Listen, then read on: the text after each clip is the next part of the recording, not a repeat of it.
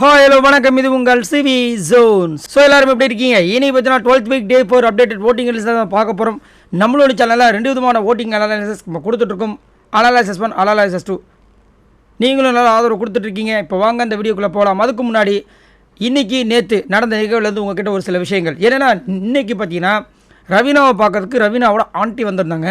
அவங்க பக்கத்து வீட்டு ஆண்டியா இன்னும் யாருன்னு தெரியல. அவங்க அதாவது ரவீனாவோட ஃப்ரெண்டோட அம்மாவான். ஆனால் வந்தவங்க வந்துட்டு பயங்கரமாக பொலகாடு காட்டுறாங்க நம்ம ரவீனாவையும்.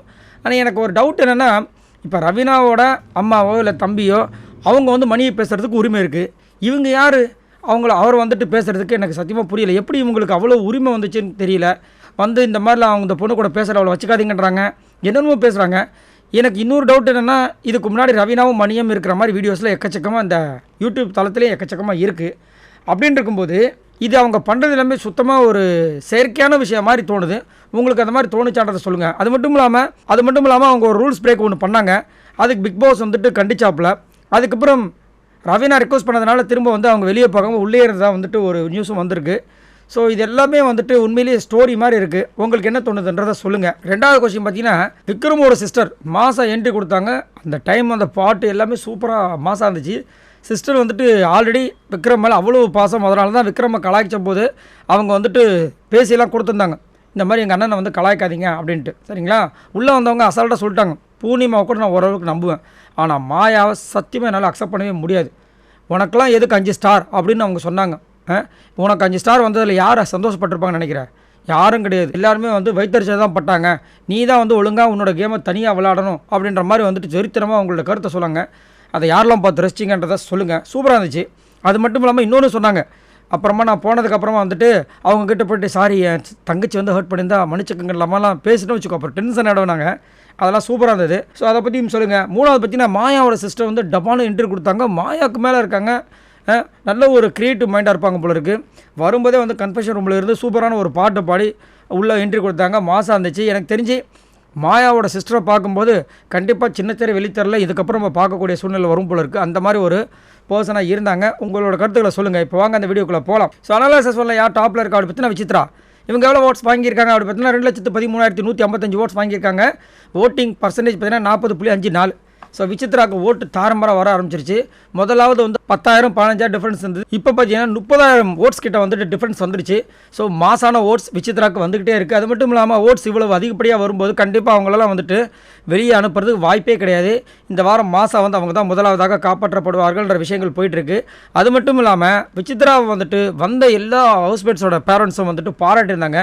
நம்ம இந்த சேனல்லையும் வீடியோஸ் கொடுக்குறோம், நம்மளோட இன்னொரு சேனல்லையும் வீடியோஸ் கொடுக்குறோம். இந்த சேனலில் விசித்ராவை பாராட்டின விஷயங்களை கொடுத்தாச்சு. அந்த சேனல் நான் ஏன் கொடுக்கலன்னு சொல்லிட்டு ஒரு சில பேர் வந்து கமெண்ட்ஸ் பண்ணி கேட்குறாங்க, அதுக்கு ஒரு வீடியோ போடுங்க அப்படின்னு. ஸோ அந்தளவுக்கு இப்போ பார்த்தீங்கன்னா விசித்ராவுக்கு ஃபாலோவர்ஸ் வர ஆரம்பிச்சிருக்காங்க. ஸோ அந்த ஃபாலோவர்ஸ்க்காகவே விசித்ரா இன்னும் மாசா கேமை கொடுத்தாங்கன்னா மாசா இருக்கும். அது மட்டும் இல்லாமல் தினேஷோட அம்மாவும் அப்பாவும் விசித்ரா அவங்கக்கிட்ட சண்டை போடாதப்பா, கொஞ்சம் உங்கள் ஆட்டிடியூடு கம்மி பண்ணிக்க அப்படின்னு சொல்லும்போது தினேஷ்கே ஒரு மாதிரி ஆகிடுச்சு. நான் என்ன பண்ணுறது எனக்கு தெரியல அப்படின்ற மாதிரி முடிச்சாப்பலாம். ரொம்ப கஷ்டமாக இருந்தது. ஏன்னா அவர் பேசின விஷயங்கள் எதுக்காகனா பர்சனல் அட்டாக்கிங்கிற விஷயங்களால. ஆனால் அதை கூட வந்து அவங்க என்ன சொல்கிறாங்க, பெரியவங்களுக்கு மரியாதை கொடு அப்படின்ற மாதிரி ஒரு விஷயத்த வந்து சொல்லியிருந்தாங்க. ஸோ இதை வந்து விசித்ரா ஃபேன்ஸுக்கு ஒரு பயங்கரமான ஒரு சந்தோஷமான விஷயமா இருந்திருக்கும். பட் அதே விசித்ரா தினேஷ்கிட்ட எப்படி அவங்க வந்து டபுள் மீனிங்கில் பேசுகிறாங்கிற விஷயங்களும் சோஷியல் மீடியா வந்து இப்போ வந்து தினேஷோட ரசிகர்லாம் வந்து தெரிச்சு விட்டுட்ருக்காங்க.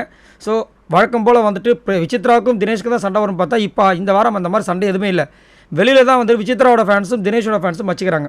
உங்களோட கருத்துக்களை சொல்லுங்கள். ரெண்டாவது பேஸ் பார்த்தீங்கன்னா ரவீனா. இவங்க எவ்வளோ ஓட்ஸ் வாங்கியிருக்காங்க அப்படி பார்த்தீங்கன்னா 1,85,709 ஓட்ஸ் வாங்கியிருக்காங்க. ஓட்டிங் பர்சன்டேஜ் பார்த்தீங்கன்னா 35.32. ஸோ ரவீனாவோட கேம் இந்த வாரம் வந்து பார்த்தீங்கன்னா ஃபுல்லாக ஃப்ரீ டாஸ்கில் தான் போயிட்டுருக்கு. அது மட்டும் இல்லாமல் அவங்களோட கேமுக்கு அவங்க வெளியே போகணுமா கேட்டிங்கன்னா கண்டிப்பாக அவங்க வெளியே போயே ஆகணும்.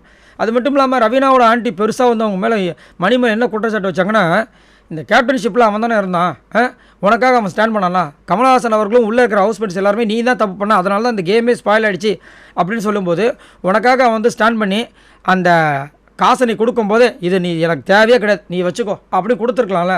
அவன் ஆசைக்கு வாங்கினா கடைசியில் வந்து உனக்காக ஸ்டாண்ட் பண்ணாமல் உன்னை அந்த இதில் பிரச்சனையில் கோத்து விட்டான். அவனை எப்படி நீ நம்புவேன் அவன மாதிரி சொல்கிறாங்க. அதுக்கப்புறம் நீ இவ்வளோ தூரம் வந்திருக்க, இது யாரால் வந்த, உங்கள் அம்மாவோட சப்போர்ட்டு ப்ளஸ் நீயும் தானே பண்ண, அந்த அம்மாவுக்கு வந்து பிடிச்சிருக்கா இல்லையான்னு கேட்டியா அப்படின்னு கேட்குறாங்க. இன்னும் ஊருக்கே உலகத்துக்கே தெரியும் ரவீனா மணி அந்த லவ் பற்றின விஷயங்கள் அம்மாவுக்கு தெரியாதா அப்படின்ற மாதிரி தான். அம்மா வந்து சம்மதிச்சாங்கன்னு சொல்கிறியே, அம்மா எப்போ சம்மதிச்சாங்கன்னு கேட்குறாங்க. அதுக்கப்புறம் நைட் வந்து பர்சனல் டிஸ்கஷன் எதுக்கு தேவையான்னு கேட்குறாங்க. என்னென்னமோ வச்சு செஞ்சுட்டாங்க. ரவீனா மூஞ்சி மாறிடுச்சு. கூட தம்பி வேறு வந்து வச்சு செஞ்சாப்புல. அதெல்லாம் பார்த்தீங்களான்னு சொல்லுங்கள். ஒரு சில பேர் வந்துட்டு ரவீனாக்கு இது தேவைங்க. பிரதீப்பை எவ்வளோ அசிங்கப்படுத்தி அவமானப்படுத்தினாங்க. அந்த பொண்ணுக்கு தேவைங்க, நல்லா அழட்டும் அப்போ நம்மலாம் கமெண்ட்ஸ் பண்ணுறாங்க. சரி ஓகே, பட் இருந்தாலும் ஒரு அழுகைக்கு இன்னொரு அழுகை வந்துட்டு தீர்வா அப்படின்ற மாதிரி ஒரு கஷ்டமாக இருந்துச்சு. பட் என்ன பண்ணுறது, கர்மாயஸ் பூமரங்க தானே. 3வது பிளேஸ் பற்றின விக்ரம். இவர் எவ்வளோ ஓட்ஸ் வாங்கியிருக்காரு அப்படி பார்த்தீங்கன்னா 1,26,930 ஓட்ஸ். 1,26,930 ஓட்ஸ் வாங்கியிருக்காப்புல. ஓட்டிங் பர்சன்டேஜ் பார்த்தீங்கன்னா 24.14. ஸோ விக்ரமோட கேம் எனக்கு என்னென்னு தெரியலங்க, இந்த வாரம் நல்லா பிடிச்சிருக்கு. அவங்க அம்மா சொன்னதுக்கப்புறம் மாறிட்டாப்புல. இன்றைக்கெலாம் 2 தரமான சம்பவத்தை கொடுத்தாப்புல. ஏன்னா இவர் வந்து பிக் பாஸ் வீட்டில் இருக்கார், ஸ்மால் பாஸ் வீட்டில் அர்ச்சனாவும் பூர்ணிமாவும் இருக்காங்க. இன்றைக்கி அர்ச்சனா வந்து பூர்ணிமா கிட்ட வந்துட்டு நீங்கள் கொஞ்சம் கிச்சனை க்ளீன் பண்ணுங்கன்னு சொல்கிறாங்க. பூர்ணிமா உடனே இந்த பக்கம் இருக்கிற பிக் பாஸ் வீட்டில் இருக்கிற நம்ம விக்ரம் வந்து சொல்கிறாங்க, நீ போய் கொஞ்சம் க்ளீன் பண்ணுறியா ப்ளீஸ் ஹெல்ப் மீன்னு. ஏன்னா எப்பயுமே இவரை வந்து ஒரு அல்லக்கை மாதிரி யூஸ் பண்ணுவாங்க. அவர் டப்புன்னு இந்த முடியாது, நான் பிக் பாஸ் வீட்டில் இருக்கும்போது நான் எதுக்கு உனக்கு பண்ணணும் அப்படின்னு கேட்டோடனே பூர்ணிமாவுக்கு மூஞ்சி மாறிடுச்சு. அதேமாதிரி காலையில் வந்து ஒரு சம்பவம் நடக்குது. அதில் வந்து நிக்சனுக்கும் பூர்ணிமாவுக்கும் சண்டை நடக்குது. வெள்ளிக்கிழமை நான் வந்து வெசல் வாஷிங் பண்ணிக்கிறேன், இன்றைக்கி என்னால் பண்ண முடியாது அப்படின்னு. அப்போ பக்கத்தில் இருக்கிற விக்ரமை கூப்பிட்டு இவங்க எப்பயுமே இந்த மாதிரி சாட்சிக்கு அந்த மாதிரி ஏதாவது விஷயத்துக்கு வந்துட்டு விஷயத்துக்கு வந்து ஒப்பு சப்பாவை ஒரு யூஸ் பண்ணுவாங்க இல்லையா, அந்த மாதிரி கேட்டாங்க.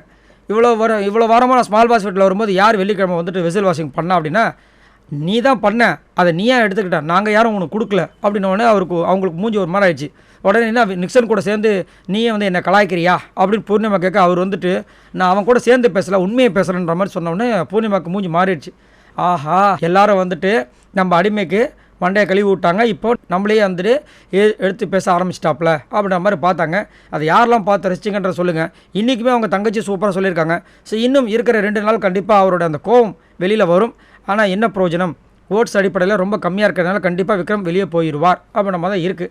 சரி, இவங்க எல்லோரும் மொத்தமாக வாங்கினேன் ஓட்ஸ் எல்லாரும் பார்த்தீங்கன்னா 5,25,794 ஓட்ஸ் வாங்கியிருக்காங்க. இப்போ வாங்க அனலைசஸ் 2க்குள்ளே போகலாம். அனலைசஸ் 2ல் யார் டாப்பில் இருக்கா அப்படி பார்த்தீங்கன்னா விசித்ரா. இவங்க எவ்வளோ ஓட்ஸ் வாங்கியிருக்காங்க அப்படி பார்த்தீங்கன்னா 1,37,600 ஓட்ஸ். ஸோ விசித்ராவோட கேமை விட விசித்ராவுக்கு ரசிகர்லாம் வந்து எக்கச்சக்கமாக ஆகிட்டாங்க. அவங்களுடைய ப்ளஸ் பாயிண்ட் என்னென்னா, அவங்களுக்கு இந்த ஏஜ் இவ்வளோ ஏஜ் 50+ இருக்காங்க. அவங்க வந்து இந்த பிக் பாஸ் வீட்டுக்குள்ளே இவ்வளோ தூரம் வந்திருக்காங்க. ஒரு வயசானவங்க இவ்வளோ தூரம் வராங்கன்னா எவ்வளோ பெரிய விஷயம். இப்படி தான் வந்து அவங்களுக்கு சப்போர்ட் கூடுதே தவிர இவங்க பிக் பாஸ்க்குள்ளே என்ன கேம் கொடுத்தாங்க அப்படின்னு யோசிச்சு பார்த்தோன்னா அது கொஞ்சம் நம்மளுக்கு அப்படி இப்படி தான் இருக்குது. சரிங்களா, அது வந்து மாற்றுக்கருத்தே கிடையாது.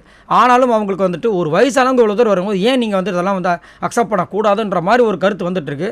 ஸோ இப்படி கருத்து இப்படியே போயிட்டு இருந்தால் கண்டிப்பாக இந்த சீசன்ஸ் அவனோட டைட்டில் வின்னர் விசித்ரா வரதுக்கு வாய்ப்பு எக்கச்சக்கமாக இருக்குன்றது என்னோட கருத்து. 2வது பிளேஸ் பார்த்தீங்கன்னா ரவீனா. இவங்க எவ்வளோ ஓட்ஸ் வாங்கியிருக்காங்க அப்படி பார்த்தீங்கன்னா 1,19,780 ஓட்ஸ்.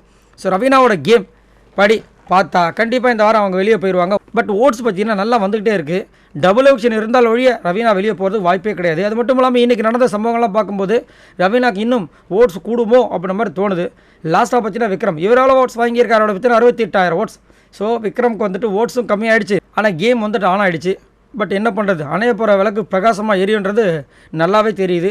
இந்த ஃப்ரீ ஸ்டாஸ்க்கை வந்துட்டு 2வது வாரம் 3வது வாரம் வச்சுருந்தா இன்னும் நல்லா இருந்திருக்குமோன்ற மாதிரி தோணுச்சு. சரி, உங்களோட கருத்துக்களை சொல்லுங்கள். இந்த வாரம் சிங்கிள் எவிக்ஷன் வேணுமா, டபுள் எவிக்ஷன் வேணுமா? டபுள் எவிக்ஷனில் யார் போகணும், சிங்கிள் எவிக்ஷனில் யார் போகணும்? நீங்கள் யாருக்கு ஓட்டு போட்டிங்க சொல்லுங்கள் பார்க்கலாம். பாய் நண்பர்களே.